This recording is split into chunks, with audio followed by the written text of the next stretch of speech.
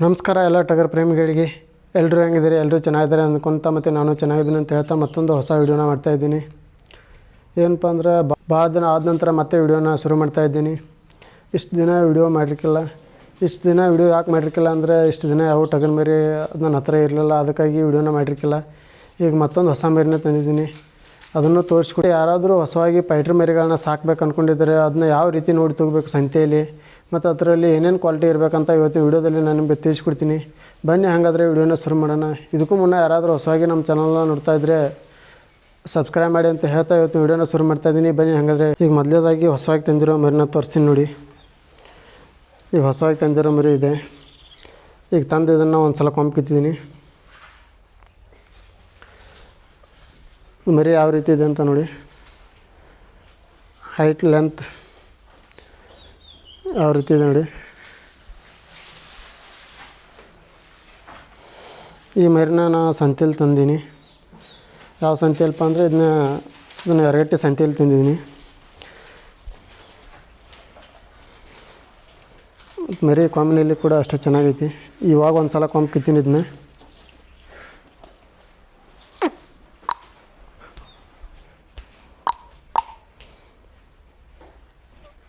ಇದ್ರ ಲುಕ್ ಯಾವ ರೀತಿ ಇದೆ ನೋಡಿ ಮರಿದು,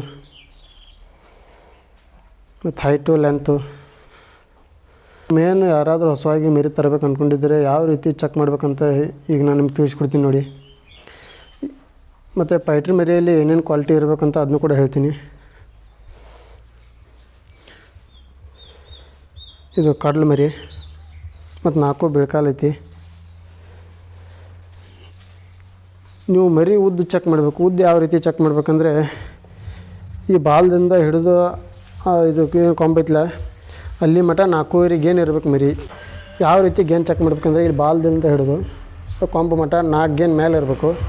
ಇಲ್ಲಿ ನೋಡಿ, ಇದು 5 ಗೇನ್ ಐತಿ. ನೀವು ಮಿನಿಮಮ್ 4 ಗೇನ್ ಮೇಲಿದ್ರೇ ಈ ಮರಿನ ತೊಗೋಬೇಕು. ಯಾಕೆ 4 ಗೇನ್ ತೊಗೋಬೇಕಂದ್ರೆ ಮುಂದೆ ಮರಿ ತುಂಬ ಚೆನ್ನಾಗಿ ಆಕೈತಿ ಮತ್ತು ಉದ್ದ ಬೀಸ ಚಲೋ ಆಕೈತೆ ಅಂತ ಹೇಳಿ ಅದನ್ನ ಚೆಕ್ ಮಾಡಿ ತೊಗೋಬೇಕು. ಮತ್ತು ಕಾಲಲ್ಲಿ ನೋಡಿ ಅದೇ ರೀತಿ ಇರಬೇಕು ನೋಡಿ. ಕಾಲಲ್ಲಿ ಯಾವ ರೀತಿ ಇದೆ.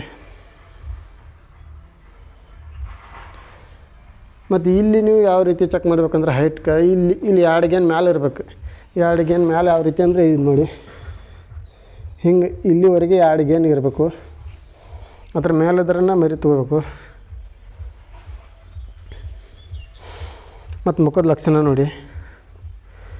ಮತ್ತು ನೀವು ಜಾಸ್ತಿ ಈ ಸಣ್ಣ ಕಿವಿ ತೊಗೋಬೇಕು. ನೀವು ಪೈಟ್ರ್ ಮರಿ ಸಾಕ್ತೀನಿ ಅಂದರೆ ಸಣ್ಣ ಕಿವಿ ಇದರಲ್ಲಿ 3 ನಮೂನಿ ಕಿವಿ ಬರ್ತೈತಿ. ಒಂದು ಸಣ್ಣದು, ಒಂದು ಇದಕ್ಕಿಂತ ಸ್ವಲ್ಪ ದೊಡ್ಡದು, ಒಂದು ಮತ್ತೊಂದು ದೊಡ್ಡದು ಬರ್ತೈತಿ. ಯಾಕೆ ಈ ಸಣ್ಣ ಕಿವಿದ ಮರಿ ತೊಗೋಬೇಕಂದ್ರೆ ನೀವು ಫೈಟಿಂಗ್ ಆಡುವಾಗ ಆ ಕಿವಿ ಆ ಕೊಂಬಿನಲ್ಲಿ ಸಿಗಂಗಿಲ್ಲ. ಅದಕ್ಕಾಗಿ ಈ ಸಣ್ಣ ಕಿವಿ ಮರಿನ ತೊಗೋಬೇಕು.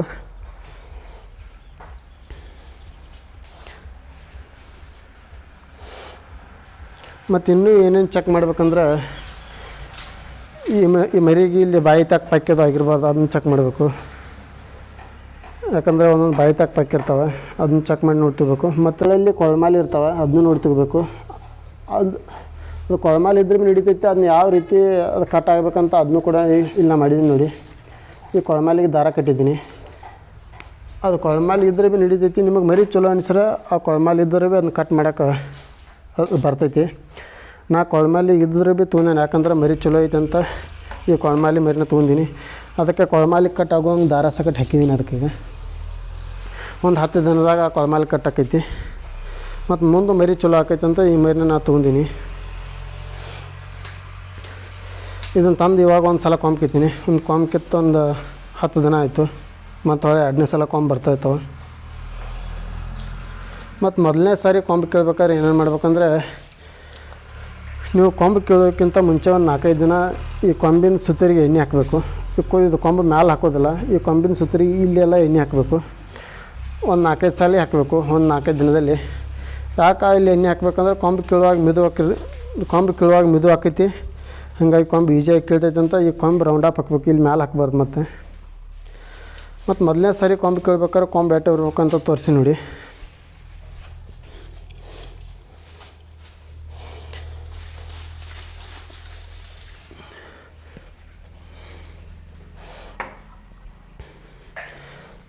ಮತ್ತು ಮೊದಲೇ ಸಾರಿ ಕೊಂಬು ಕೀಳುವಾಗ ಅದು ಮರಿ ಎಷ್ಟು ಇರಬೇಕಂತ ಇಲ್ಲಿ ಸೈಡ್ ಒಂದು ವಿಡಿಯೋ ಹಾಕಿರ್ತೀನಿ, ಅದನ್ನ ನೋಡಿ. ಯಾಕಂದರೆ ನಾನು ಇವಾಗ ಇದನ್ನ ಕೊಂಬು ಕಿತ್ತಿದ್ದೀನಿ, ಇದು ಕೊಂಬು ಕೀಳೋದು ವಿಡಿಯೋ ಇಲ್ಲಿ ಸೈಡ್ ಬರ್ತೈತೆ ನೋಡಿ. ಇಷ್ಟಿದ್ದಾಗ ಕೊಂಬು ಕೀಳಬೇಕು.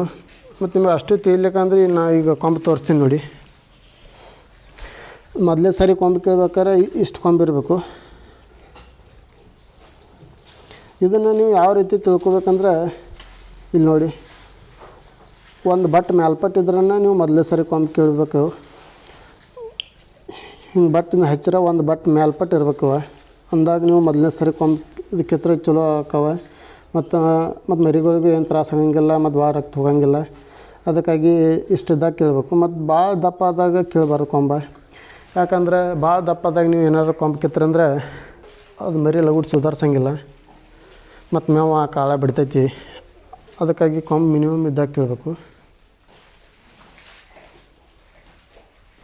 ಭಾಳ ದೊಡ್ಡದಾಗ ಕೊಂಬು ಕೀಳೋದ್ರಿಂದ ಮರಿ ಒಂದು ಸ್ವಲ್ಪ ಜಲ್ದಿ ಸುಧಾರ್ಸಂಗಿಲ್ಲ. ಯಾಕಂದ್ರೆ ತುಂಬ ರಕ್ತ ಹೋಗೈತಿ, ಅದಕ್ಕಾಗಿ ಅದು ಮರಿ ಅಷ್ಟೊಂದು ಬೇಗ ಸುಧಾರಿಸಂಗಿಲ್ಲ. ಆದ್ದರಿಂದ ಇಷ್ಟು ಕೊಂಬು ಇದ್ದಾಗ ಕಿತ್ತರೆ ಆ ಮರಿಗೂ ಚಲೋ, ಮತ್ತು ಮುಂದೆ ಕಾಳು ಮೇವು ಬಿ ತಿಂತೈತಿ, ಮತ್ತು ಮರಿ ಬಿ ಚಲೋ ಆಕೈತಿ. ಅದಕ್ಕಾಗಿ ಅಷ್ಟು ಕೊಂಬು ಇದ್ದಾಗ ಕೀಳಬೇಕು. ಅದು ಮತ್ತು 2ನೇ ಸಲ ಕೊಂಬು ಯಾವಾಗ ಕೀಳ್ಬೇಕಂತ ಮುಂದೆ ನಾನು ನಿಮ್ಗೆ ವಿಡಿಯೋನ ಮಾಡಿ ಹಾಕಿರ್ತೀನಿ. ಅದು ಪ್ರತಿಯೊಂದು ವಿಡಿಯೋಗಳು ಟಗರಿನ ಬಗ್ಗೆನೇ ಬರ್ತಾವೆ ಈ ಚಾನಲ್ದಾಗ. ಅದಕ್ಕಾಗಿ ಈ ಚಾನಲ್ನ ಸಬ್ಸ್ಕ್ರೈಬ್ ಮಾಡಿ ಇಟ್ಕೊಳ್ಳಿ. ಮತ್ತು ಪೈಟ್ರ್ ಮರಿ ಬಗ್ಗೆನೇ ವಿಡಿಯೋನ ಮಾಡಿ ಹಾಕ್ತೀನಿ. ಯಾವ ರೀತಿ ಇರಬೇಕು, ಮತ್ತು ಏನೇನು ಹಾಕಬೇಕು, ಟಾನಿಕ್ಕು, ಫುಡ್ಡು, ಯಾವ ರೀತಿ ಮರಿಗಳಿಗೆ ಮೇವು ಕೊಟ್ಟರೆ ಮರಿ ತುಂಬ ಚೆನ್ನಾಗಿ ಬರ್ತಾವೆ ಅಂತ ವಿಡಿಯೋನ ಮಾಡಿ ಹಾಕ್ತಾಯಿರ್ತೀನಿ ಈ ಚಾನಲಲ್ಲಿ. ಅದಕ್ಕಾಗಿ ಚಾನಲ್ನ ಸಬ್ಸ್ಕ್ರೈಬ್ ಮಾಡಿ ಚಾನಲ್ನ ಸಬ್ಸ್ಕ್ರೈಬ್ ಮಾಡಿ ಇಟ್ಕೊಳ್ಳಿ. ಯಾಕಂದರೆ ಯಾವುದೇ ರೀತಿ ಪೈಟ್ರ್ ಮರಿಗಳ ವಿಡಿಯೋನ ಈ ಚಾನಲಲ್ಲಿ ಹಾಕ್ತೀನಿ. ಮತ್ತು ಈ ಮರಿ ಯಾವ ರೀತಿ ಐತಂತ ಕಮೆಂಟ್ ಮಾಡಿ. ಈ ಮರಿಗೆ ಎಷ್ಟು ಕೊಟ್ಟಿರ್ಬೋದಂತ ಭೀ ಅದು ಕಮೆಂಟ್ ಮಾಡಿ ನೋಡೋಣ, ಯಾರು ಕರೆಕ್ಟಾಗಿ ಹೇಳ್ತಾರಂತ ನೋಡೋಣ. ಒಟ್ಟಿನಲ್ಲಿ ಅದು ಮರಿ ಯಾವ ರೀತಿ ಇದೆ ಅಂತ ಕಮೆಂಟ್ ಮಾಡಿ. ಕಡಲು ಮರಿ. ಮತ್ತು ಈ ವಿಡಿಯೋ ಇಷ್ಟ ಆಗೈತೆ ಅಂತ ತಿಳ್ಕೊಂಡು ವಿಡಿಯೋನ ಇಲ್ಲಿಗೆ ಮುಗಿಸ್ತಾ ಇದ್ದೀನಿ. ಮತ್ತು ಹೊಸ ವಿಡಿಯೋದೊಂದಿಗೆ ನಿಮ್ಮ ಮುಂದಿಗೆ ಬರ್ತೀನಿ ಅಂತ ಹೇಳ್ತಾ ಅಲ್ಲಿಗೂ ಮಟ್ಟ ಎಲ್ರಿಗೂ ಟಾಟಾ, ಬಾಯ್ ಬಾಯ್.